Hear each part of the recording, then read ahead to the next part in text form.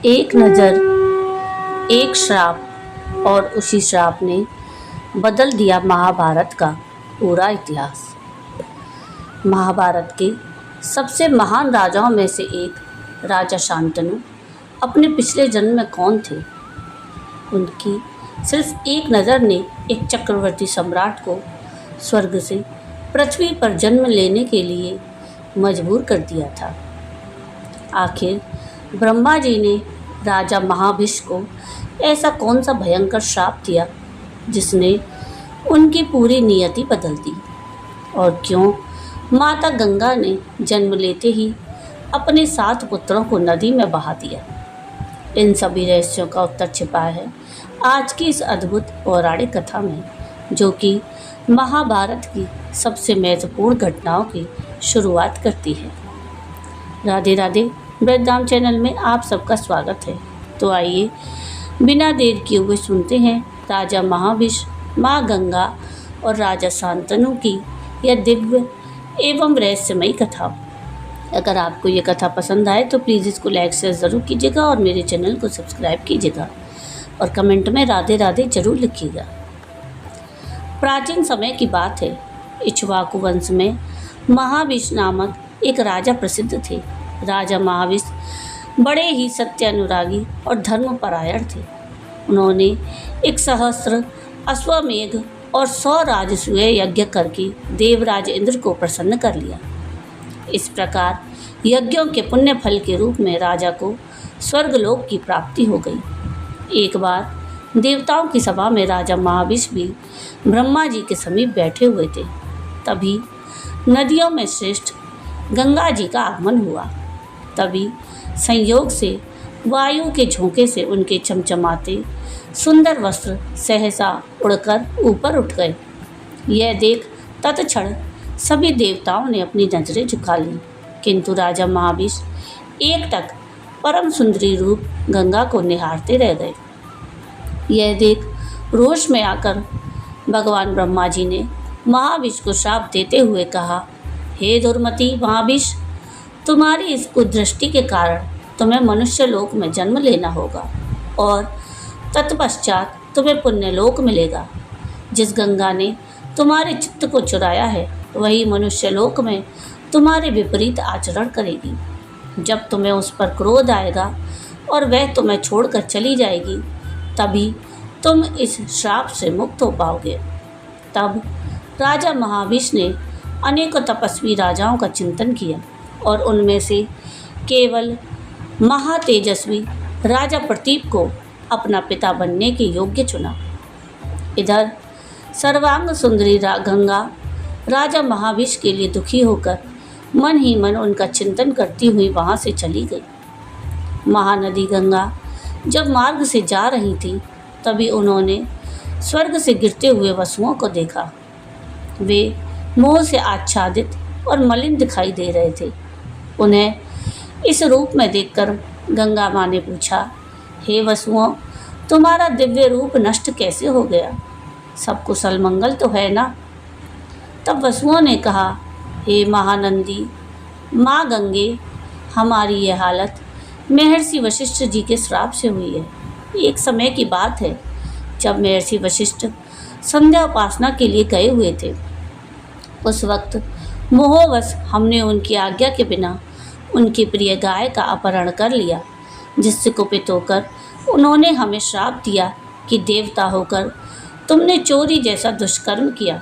इसके लिए तुम सब लोगों को मनुष्य लोक में जन्म लेना होगा। ब्रह्मवादी महर्षि का श्राप कभी असत्य नहीं हो सकता, इसलिए हमारी प्रार्थना है कि आप मनुष्य लोक में मनुष्य की पत्नी होकर हमें जन्म दो, जिससे हमें मानुषी स्त्रियों के उदर में प्रविष्ट ना होना पड़े। वसुओं के द्वारा ऐसी प्रार्थना सुनकर माता गंगा ने तथास्तु कहा। फिर नदियों में श्रेष्ठ गंगा माँ ने पूछा, किंतु वसुओं, मनुष्य लोक में ऐसा कौन है जो तुम्हारा पिता हो सके? तब वसु बोले, हे देवी माँ, परम तपस्वी राजा प्रतीप के पुत्र सुविख्यात शांतनु बड़े ही भले पुरुष होंगे। वे ही हमारे महान पिता होंगे।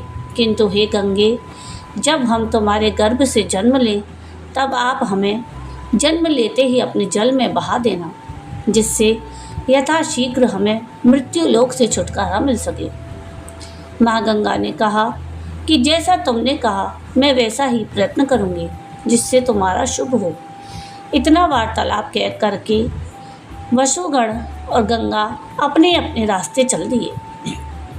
इस घटना के कुछ वर्षों बाद एक बार महाराजा प्रतीप हरिद्वार में गंगा के तट पर आसन लगाकर कई वर्षों तक जप करते रहे।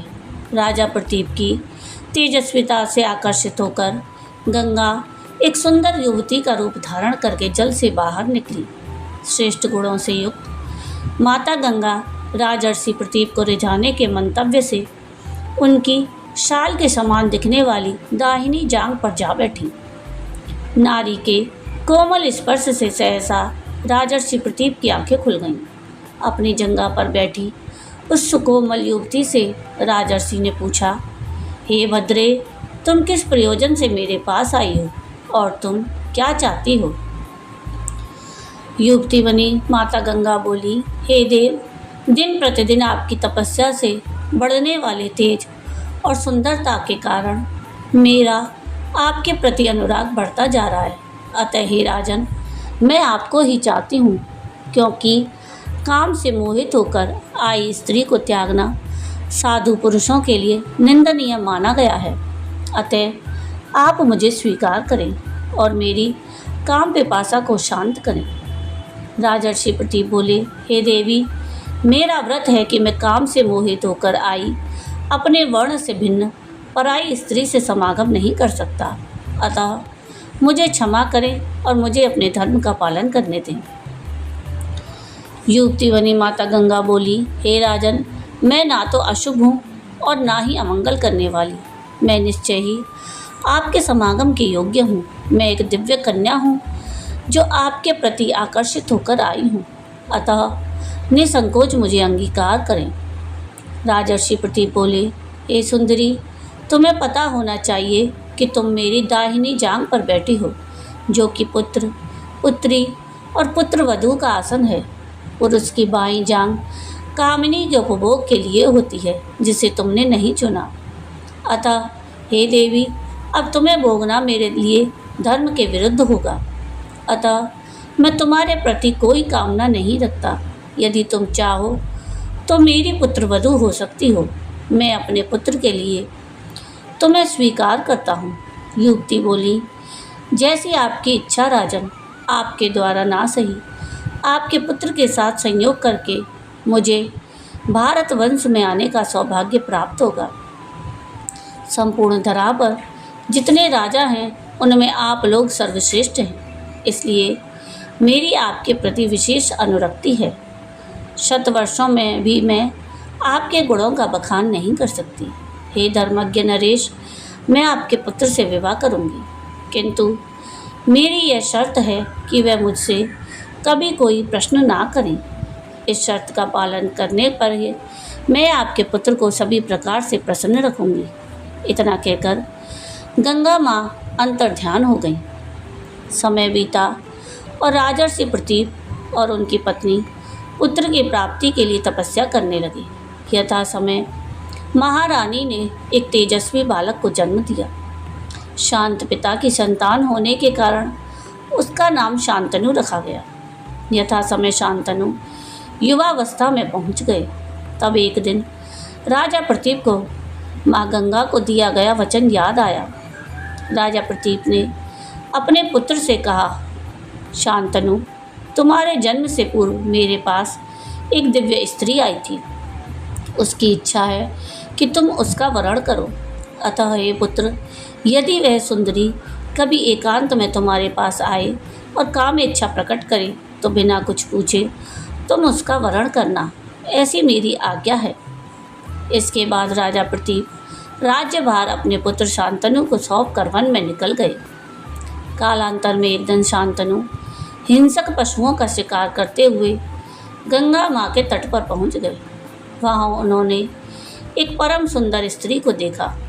उस युवती की दिव्यता को देख शांतनु को पिता की वह बात याद हो आई। इधर गंगा भी शांतनु को देखकर मुग्ध हो गई। उसकी सुंदरता को देखकर राजा शांतनु उन पर मोहित हो गए और बोले, हे परम सुंदरी, मैं तुम्हें अपनी पत्नी बनाना चाहता हूँ। गंगा माँ को वशुओं को मुक्त करने की बात याद आ गई, अतः उन्होंने राजा शांतनु को शर्त याद दिलाई कि वह कुछ भी करे तो राजा उससे कोई प्रश्न नहीं करेगा। यदि राजा ने कोई प्रश्न किया तो वह उसे छोड़कर चली जाएंगी। अपने पिता के वचन के अनुसार शांतनु ने उनकी शर्त स्वीकार कर ली। अपने राज्य लाकर राजा उस सुंदरी का उपभोग करने लगा।